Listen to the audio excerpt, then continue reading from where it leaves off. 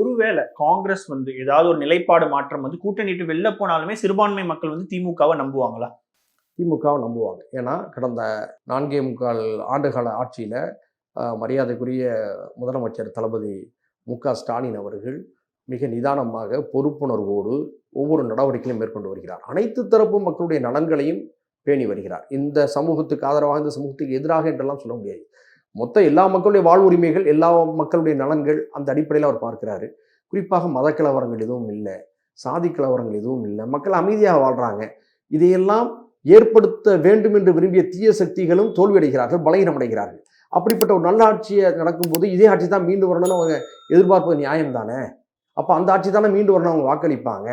அந்த ஆட்சி அமைவதற்கு யாராவது இடையூறு செய்தாங்கன்னு சொன்னோம்னா முடிந்தவொடனே இணைக்க பார்ப்பாங்க. இல்லைன்னு சொன்னோம்னா அதுக்கு மேலே நாங்கள் என்ன செய்ய முடியும்னு சொல்லி அவங்கள புறக்கணிக்க ஆரம்பிச்சிருவாங்க. ஏன்னா அவங்களுடைய இது மற்றவர்களுக்கு தேர்தலாக இருக்கலாம். ஆனால் சிறுபான்மை மக்களை பொறுத்தவரை அவர்களுக்கு வாழ்வுரிமை பாதுகாப்பாக இருக்கிறது.